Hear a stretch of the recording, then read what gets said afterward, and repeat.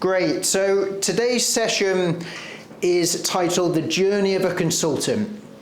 So with this, I just wanted to give you a feel for the journey that you'll probably go on over the next few weeks, few months, and hopefully few years.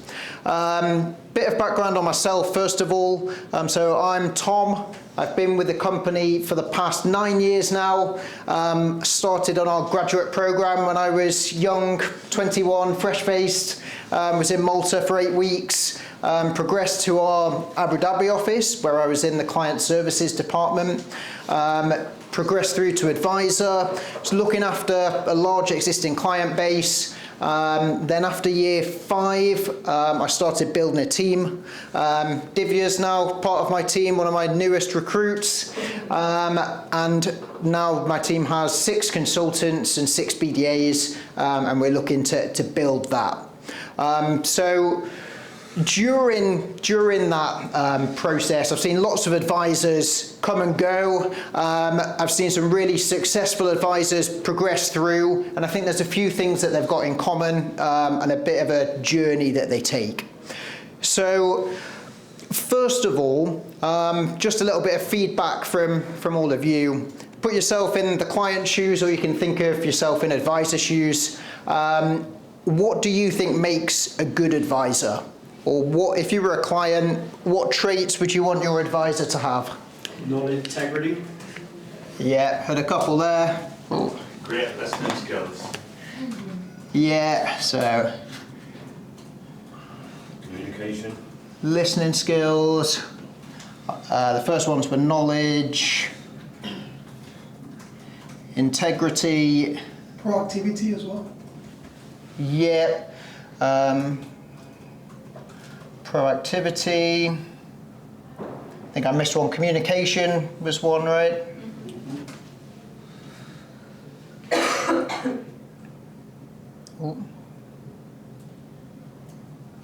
Any others? There was investment skills was another. Investment skills. Market knowledge. Yeah. I would put kind of likability there as well. I agree. Yeah.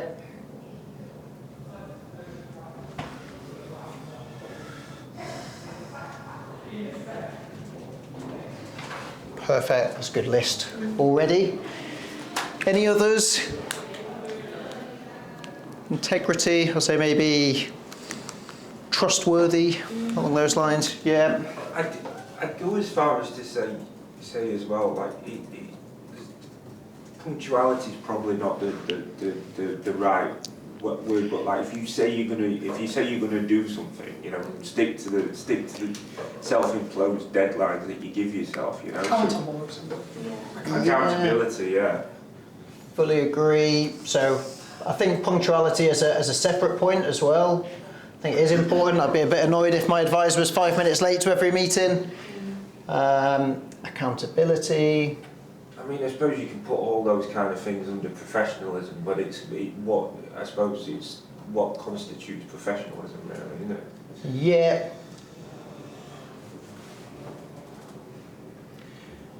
Perfect. Yeah, no, I think it's true. They do all kind of come under professionalism. And that's a really good way of summarising it, Lewis. Because I think if we look at this list, I think it was Andrew came up with a few different ones that maybe we need a little bit of work on. So knowledge, I'm going to put a few, so I'm putting a few crosses here on maybe things that it'll take a little bit of time to come in, a little bit of training. But if we look at 80% of this list, these are probably traits that you can show from day one. Yeah. If we're looking at being trustworthy, punctual, accountable, reliable, professional, likable, might come with a bit of training for some people, but hopefully not too much. Communication, proactivity, integrity, and listening skills. I think people are going to stand up here and give you lots of product knowledge and lots of information and sales skills over these next couple of weeks. but you've just given me a list of things that you need to be on day one, which I'm sure everyone can be at this point. So let's remember that for in a little bit of time. Yeah. So I'm going to come back to this a little bit later. So these are, as we say, traits that we want our advisor to have. But firstly, as this is a little bit of an intro session, I'll do a little bit on how do we help our clients. Yeah, so what do we do? What's our process? We sit down with clients, we help them with their financial planning, process. So we listen to the clients, we help them to set some goals, we put an action plan in place, and we follow that action plan so that the client reaches wherever they want to be. That can involve many areas of financial planning. So it might be retirement planning, whether that's just helping someone save for retirement, whether it's looking at their existing pensions that they've got in place and looking at doing a pension transfer, whether it's education planning, it might be something as simple as foreign exchange. We've also got just general investments, insurance, and I think a big one that we'll maybe get some more skills on further down the line is tax planning. So these are the general areas that we help clients with as a company. I've missed property investment as well. It's very broad, the range of services that we offer. You'll find that as you're progressing as an advisor, you'll probably begin with some of the smaller cases, maybe some general investments. You might learn about structured notes. Maybe it's putting some insurance in place for clients. And eventually, I'd say you progress to maybe the subjects that require a bit more knowledge, like tax planning. But it's really important just to begin to get your head around some of the maybe easier products to set a client up with and some of the easier areas to give a client advice on. So I know that a lot of you will have probably sat in the awards on last Monday, seen some huge figures going on the board from some of the top consultants in the company, and wondered what those guys are doing. Yeah. So just looking at how those guys are generating that business, there's a few different ways that we can generate business and get paid. Yeah. I'm going to keep this brief because you'll go into much more detail on the different products in future sessions. I'd say the traditional way that people have got paid here is upfront commissions. So that comes with, for example, regular savings plans, setting someone up with insurance, setting someone up with structured notes, might be selling a property, or may even be for some types of platforms and portfolio bonds. With platforms, you referring mainly to DVAL? I'm talking about, so you may set someone up with an Arden platform, for example. Or or it might be the investment app and you're generating some commission from a fund sale or notes. Yeah. But I'd say for all of you here, this is probably the place that you're at the moment. I'd say it's unlikely that any of you have a significant client bank, unless you've come from another company or something along those lines.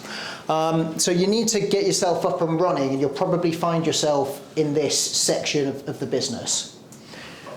However, we do need to be thinking about how to generate a consistent career, how to build ongoing income so that in a year's time when we're sat here at the start of January, you know you've got some other areas that you can, that you know you've got income coming from.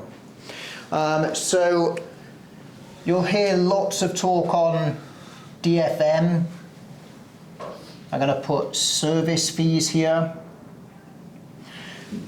So this comes from clients that you have basically brought on board, and then you start charging the clients ongoing advice fees for looking after their portfolio. So you hear a lot about assets under management. There's big numbers to remember here. The easy way that I remember it is £1 million means £5,000 per year to you as an income. Yeah, and when we're talking about building up AUM, it's a nice position when you've got even £5 million under management, and you know when you get out of bed on the 1st of January, you've got £25,000 of income here. You'll see, so Stu, top man in the company last year, can't remember his exact AUM figure, but he's somewhere around the 50 or 60 million pounds mark at the moment. So you can do the maths on that. I'm sure that's 250, 300,000 before he's even got out of bed, just from service fees. But Stu doesn't rest on that. He is someone that still does as much of the upfront as he can, does lots of pension transfers, and that's why he's top man in the company. Finally, you've got, I'll say trails or something different here. So trails, you may find at this point, you start to get a little quarterly payment drops in. You might think, oh, what's that? You get trail payments from certain funds. So for example, some versions of DVAM funds, they pay you an ongoing income. You get a quarterly payment from this. So as I say, just in terms of your journey as a consultant, I'd say the immediate things that you have to be looking at is what can generate something up front for you. But you really don't want to forget about these other really important things here, because if you do, we'll be waking up on the 1st of January 2025 without knowing where our business is coming from. However, if you're preparing yourselves now, trying to build up these ongoing fees, that'll really help you in the long run. And I think it just makes the journey a lot more comfortable when you know that you've got a certain level of income before you get out of bed in the morning. We will have lots more in-depth sessions on all of these. And if you've seen the headings for the next 2 weeks, they're pretty much these titles and these titles as well. So you will cover all of this in a lot more detail, but this is just to give you a bit of a feel for how people are generating business and the types of products and services that they're offering. Yeah. So, taking a step back,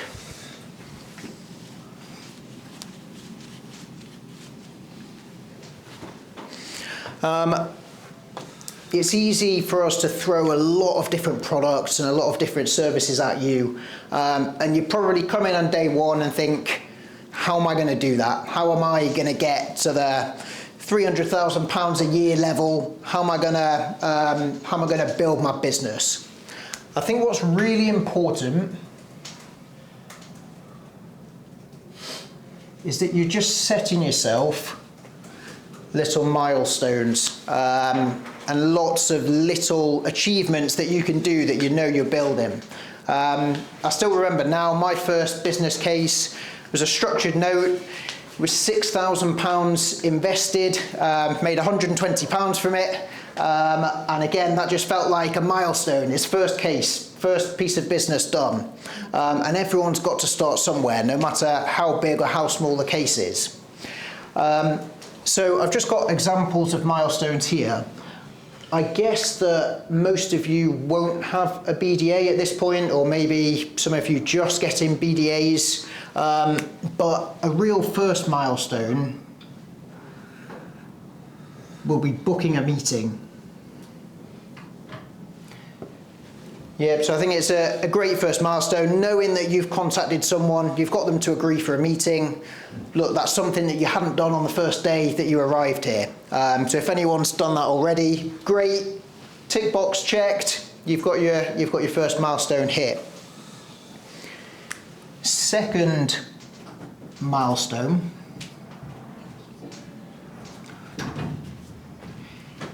is your first business case. That's when you know you've generated your first bit of ongoing income. That's then you've got a client that's going to keep paying you forever as long as you're looking after that client. Sorry, what's the acronym, DFM? Discretionary fund management. Thank you. Yeah, sorry, so we've got our investment team offer a DFM service. And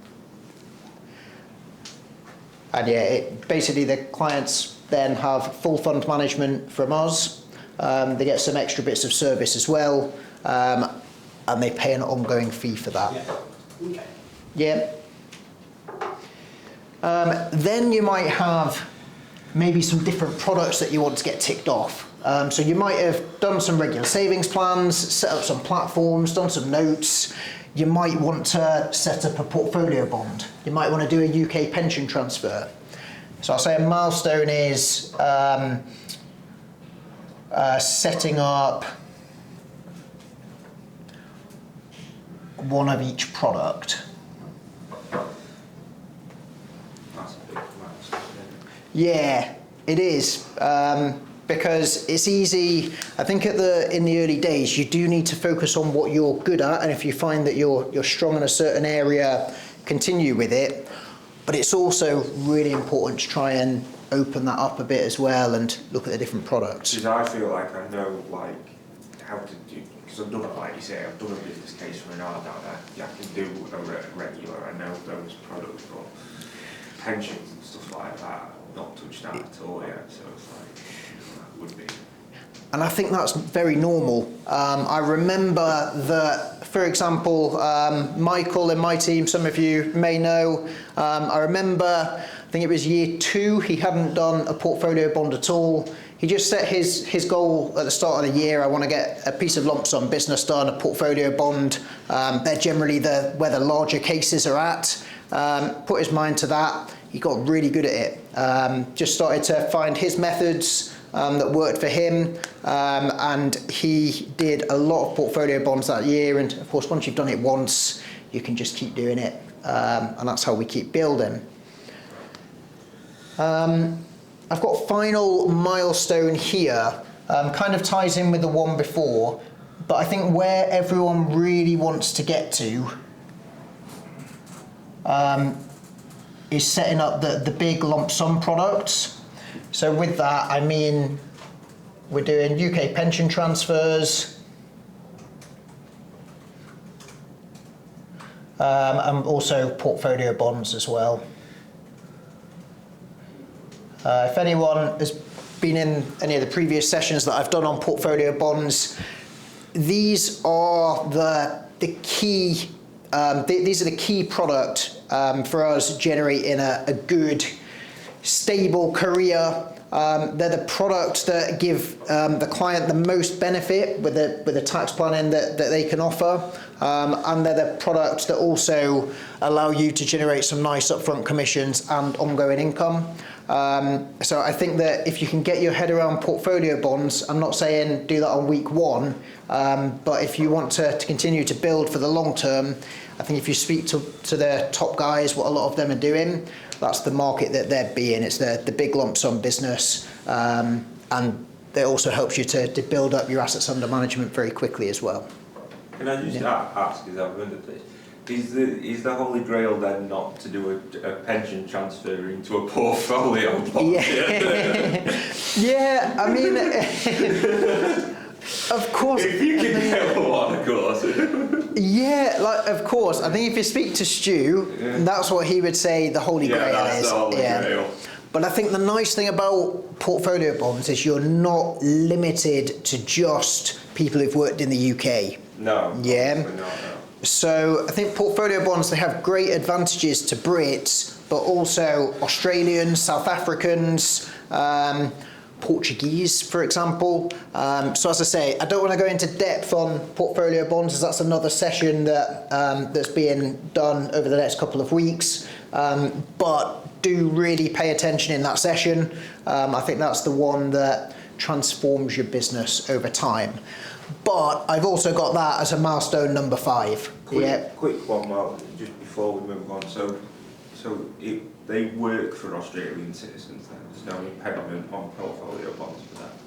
No, they have to be a certain type, have to be life assured portfolio bond, but yeah, they do work. Yeah, okay. Yeah, Because I've got something, Yeah. in mind for that. Yeah. perfect. We'll try not to go into too much detail No, I here. just wait. Skip over. That were a quick question. Please move on. Yeah. Before Perfect. I ask someone else. Cool. So, we've spoken a little bit about the journey of a consultant here, maybe a few milestones that you would expect to do. So, booking a meeting, getting a business case, these are the sort of things we'd hope that you do in the first couple of months at least. I hope booking a meeting is much before that, but business case can take a little bit of time. Signing a service fee, setting up all the different types of products and really focusing on lump sum investments. I'd say transitions that you will make as a consultant over time. Let's just look at this a little bit in a different way here.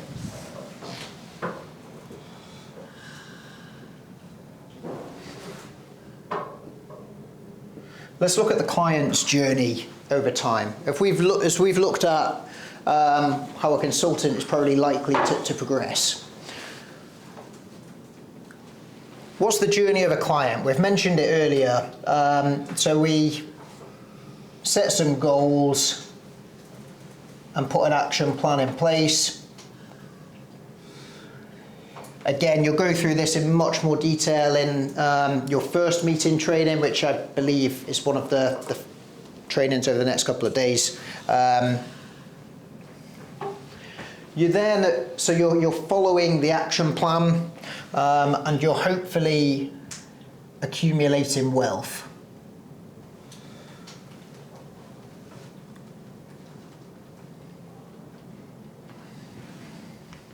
Yeah. During this process, we also hope that we're maximising the client's returns. And then once they've got a lot of wealth built up,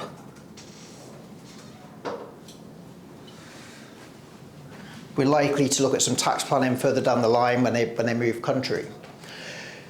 I've got to say, I've missed a few areas from this first meeting. For example, we may be looking at insurance, FX, other products here, but I'm focusing more on the wealth management and building up wealth here.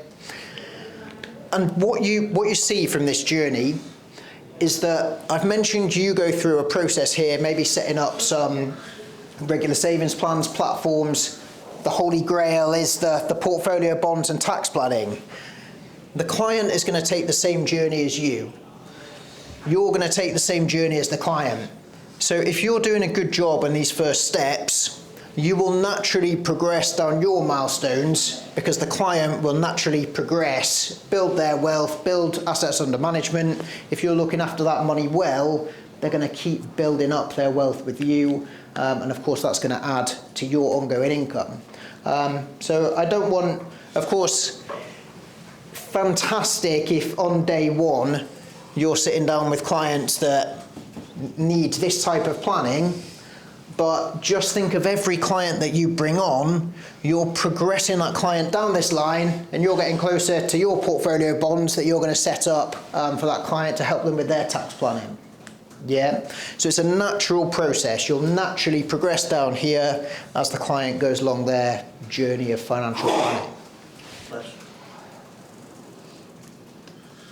Cool.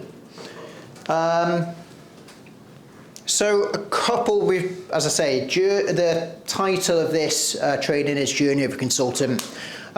Just going to share a few journeys of a couple of guys in my team who I'd say they've been here for about 5-6 years now. Again, came out here maybe when they were a bit younger, in some different situations. I'll begin with Ethan. I can see a smile from Rhea at the back already. so Ethan came out here. I believe it was in 2018 when he came out here. He began his journey as an advisor, signed up some clients. He had a great first year. He was in contention for top newcomer. Then COVID hit. He was back in the UK. Borders closed. He's bearing in mind he's got a family back in the UK as well. So he's with his family. He couldn't get back to the UAE. His passport was missing. He was stuck in the UK for about 10 months. His business levels in that COVID year, he'll happily tell you, dropped off a cliff compared to the year before. We were at a point where we were wondering if he was going to come back out here. On Zoom with him, the hairdressers were closed, his beard was down here, his hair is out here. 1st of January, he said, look, Ethan, you've got to be out here. Like, we need you out here. You've got to do this job face to face. You can't just be sat in the UK. Business is suffering. He had a decision to make. His family are back in the UK. Borders might close again. He came out. As soon as he landed, he actually tested positive for COVID. So he was in the marina. We're all waving at him from the office when he's on his balcony. But he persisted, and his business levels straight away rocketed straight back. And now he's doing really great levels of business. You'll see him around the office. But it took some real courage to get back out here, leaving his family in the UK when he didn't know when he was next going to go back to see them with the global pandemic. But it's more than paid off. And as I say, now he's more than established here. I think he's up to about £12 million of the AUM that we were looking at, which he's built over the past few years, and that's just going up and up and up. One more story of a consultant, again in my team, Michael. Again, you'll see him around the office. Michael, I would say, didn't hit the ground running. It really took him some time to get up to speed with things. And you'll speak to a lot of consultants that's the case. Just takes a lot of time to get up and running. Got to make some sacrifices at the beginning. Maybe money's a bit tighter than you're expecting. But Michael persisted. So it was in his 3rd year. As I say, he was gradually progressing, but maybe not as quickly as he would have liked. There was one client who, I remember in our room in the client services department, there's just the odd client name that you heard that consultants didn't get on with. The client was a difficult client. Just consultants didn't seem to agree with him, but Michael thought, okay, I'll take him on and see what we can do. So Michael used to meet this guy just every couple of months. He met him for tea. He said that was what the client liked to do, so that's what they did. They met for a cup of tea every couple of months, and Michael was gradually kind of breaking down barriers. This process started like during his 1st year. Now we're in year 3, so it's literally taken him a couple of years to get to this phase. Michael then didn't do any business with this guy, but the guy gave him a referral. Michael went and met him. The guy has a £2 million pension. Michael got that transferred. It was over 2 million actually, to be fair. Anyway, in his 3rd year, this case was a tap-in because the guy that no one wanted to speak to had put in such a good word about Michael. The friend came to him and wanted to transfer his pension straight away. Michael, from that business case, generated in the region of £90,000 just from persistence with someone that nobody wanted to speak to, that he put in the extra bit of work, went for a cup of tea with this guy that no one else wanted to meet, and got referred on to his friend.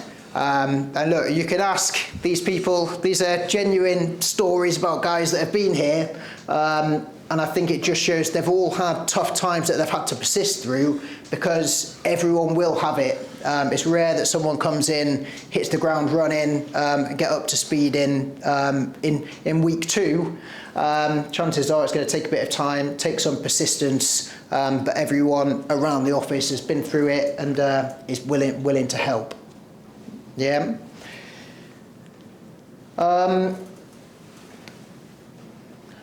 Final few points. So I've just got a few top tips here for the early days. So I've mentioned milestones earlier. Just on the milestones, do recognise your own progress. I think it's easy when you're a few months in to think, oh, I'm stuck in the mud here, nothing's really changing. Make sure you're making notes on what's working for you, what you've achieved during that day or that week. It's really important to see your own progress over time. I mentioned it then. Realise what is and what isn't working. If you've got something that is working, great, stick to it. If you've got something that you're trialling, you realise that you're not getting the results, change it. Speak to your manager, ask for some advice. Hopefully you notice it yourself. Make sure you're keeping things fresh if things are not quite going to plan. Or as I say, if things are working, stick to it. Build strong relationships with clients and genuinely want to help them. So this is a massive one. I think it's so easy in an environment where you're seeing figures going on the board to get bogged down and think, oh, I've got this great business case on. You've really got to put the client first and think about how you can help that client over the long term, because if you help the client over the long term, they're going to help you. Remember, this process here is likely that you're first meeting the client in the wealth accumulation phase. So if you do a good job for that client, really help them out, you can help them with this whole process and benefit massively in the long run. So really build strong relationships with clients. That does mean rapport to some extent. Of course, you want to get along with the client, but do a good job for them. Yeah, make sure you're showing your professionalism and really show that you're a trustworthy person that they can work with in the future. See as many people as you can. I think that's one that everyone will always tell you. Make sure you're busy. Make sure you've got lots of activity going on. I know, Lewis, speaking to you at the end of last year, you seem to be up and down everywhere, going out to see people. Yeah. So. But I think the thing is, what I would say is like over Christmas, I did some reflecting on that and going to see going to events is can be good. I've actually booked some meetings out of it, so it's not, it's not a complete waste of time. But I do think one thing that I picked up from like that period was that activity can look good, but it's not necessarily gonna lead you to doing solid fact finds, and the fact finds are what you need to go on to build a good business case. So I think you've got to try and find the balance between the two, and that's like getting good data, I think, as well, because you've got to get people at the right time. True, very true, and I think you hit the nail on the head there. You need to find people that you can do a fact find with. That's going to be the bottom line, getting out doing good fact finds with these people, whether that's networking, whether it's calling people, whatever it may be, just finding a way that works for you to get good fact finds done and get polished at doing good fact finds. Isn't it? Yeah. 'Cause now you're having a conversation with somebody, right? Yep. And you're at that point where you have rapport. But now you've got to flip that switch and turn it into a business opportunity. Well, I think the only other caveat I can put on that is you've got to make I've got a couple of prospects that have just been ongoing for a while. But just as one example, that Australian that I mentioned, just before Christmas, he got married. He got headhunted for another role, so he is just we've got a good rapport. He's just literally just been busy. So whereas there's a couple of ones where I've just been no, this isn't happening, and cut them off. So I think it's judging every prospect on its merits, and equally, people could get married. You would be getting married, and they could be changing jobs, and that, you know, that's a legitimate case, but it would still be a waste of time because they're not actually going to do business with you. And I think it's just experience, isn't it, with that particular side of it. Yeah, I think it's true. I think you'll learn which prospects are going to do business and which are not over time. As you say, Andrew, I think meaning from kind of being out and about with someone and building rapport and how to convert that to a meeting, I think that just takes time as well, to be honest. I'd say networking, I think the cold calling route would definitely get you some people in the diary more quickly. The networking probably brings quality, but that might be a few months down the line, to be honest, until you've really got them in the diary and can start to build that circle. But I think the one key bit, once you have got someone networked in the diary, you've really got to make the most of that and try and build on referrals from that point, which might be tougher from cold, to be fair. But yeah, it does take a bit of time to get them in, for sure. It's just graft, isn't it? Yeah, it's true. It's true. Final point here. I've just got nothing beats hard work. And I think that's the truth. Like, if you come in this office early in the morning, I mean, I don't know what time he's in, to be honest. You'll see Stu in Barcelona on Zooms. Normally I'm in at about 7:30. Stu's in full flow by then.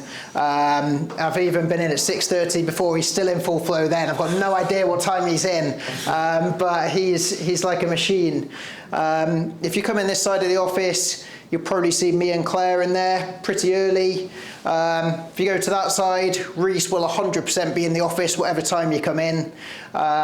So I think if you're looking around at the people who are doing well, who are high up the leaderboards, the managers will all be in. And to be honest, everyone's done that from day one. That's not just something that people have started doing over the past year. Nothing does beat hard work. And of course, Nigel, key example of that. I don't think anyone would ever beat his work ethic, to be honest, but if you're somewhere near, happy days. But I suppose to wrap this up, so you've given me all of the traits and skills that you need to be a financial advisor here. We found out that 80% of these you can probably do from day one. Over the next 2 weeks, you've got training sessions in with all the managers, and these are genuinely top people in the industry. Claire was top in the office last year. She's doing first training. We've got Reese doing portfolio bonds. He's taken a bit of a step back from the client side of things, but he, I believe in his top year, did about 35 portfolio bonds in 1 year. And I mentioned those are the cases you want to be doing. So you're not going to have better people to learn from when it comes to the different skills and product training that you need. This is genuinely a big opportunity. Everyone's been here, looking around the office, everyone's been here for a number of years, and no one knew how it was going to go on week one. Of course, everyone has got stuck in and knuckled down and grafted and made sure that they're here and now generating big levels of business. All of the people that you see over the next couple of weeks, I think, have really different styles. Like, you will see some managers that you think, they have a style like me, I'm going to work like that. Or you'll see some managers that you think, that wouldn't work for me, but obviously it works for them. But I think that everyone does have one thing in common, and that is that everyone's just got stuck in, given it 100%, and knuckled down and seen as many people as they can, and given it 100% effort. So that's the one thing I'll leave you with. You've kind of given me all the traits that are needed today. The final one that we've not added here is hard work. Everyone's journey as a consultant is different. I think everyone has challenging times at the beginning, and it's fighting through that really allows you to get to the big numbers a few years down the line. So as of these next few weeks, guys, I hope that everyone knuckles down, gives it the 100%, and in 5-10 years, it's some of you guys up here giving your journey as a consultant and how you brought yourselves to big success. Thank you.